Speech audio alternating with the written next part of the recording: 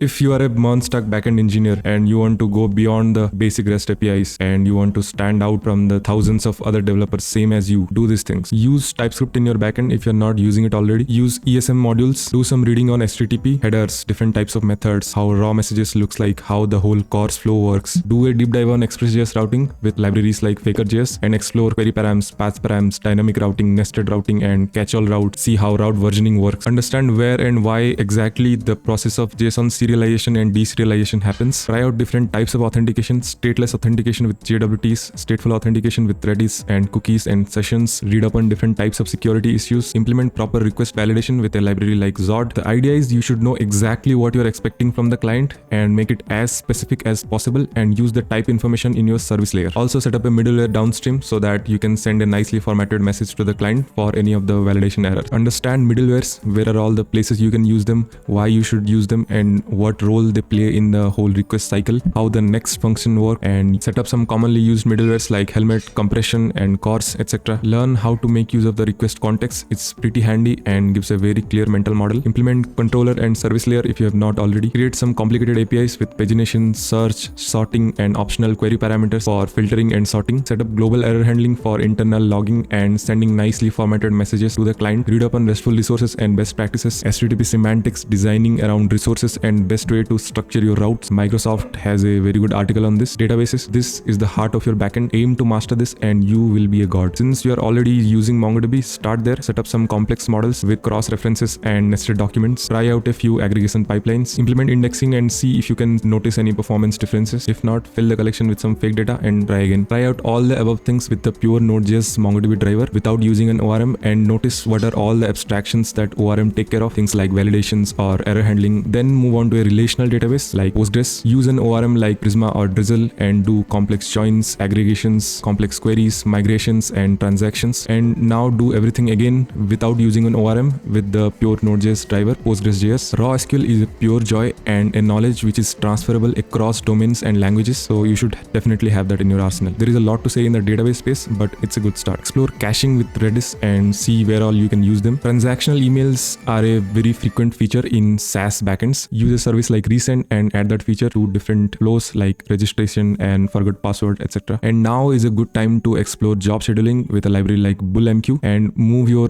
email sending logic and other background tasks across your apps to BullMQ tasks so that they happen in the background instead of blocking the APIs. Create a search API using Elasticsearch to provide a fast search experience and to provide features like full text search and type ahead experiences, etc. in your front end. Add an API to upload files to S3. You can go with the pre-signed URL flow or use a modern solution like UploadThing. Maintain an open API documentation with Swagger UI with tools like TSREST or just raw dog the whole document yourself. Set up structured logging using a library like Pino or Winston. Add dev tools like ESLint or Prettier to your project. Open an AWS account. It has a generous free tier and deploy your app using EC2, Nginx, GitHub Actions, PM2. Buy a domain name and route it to your EC2 instance so that you can access your app using the domain name. Exploring all these things, build real world apps. Read some awesome open source repositories, get inspired from them, steal from them, and that's how you grow.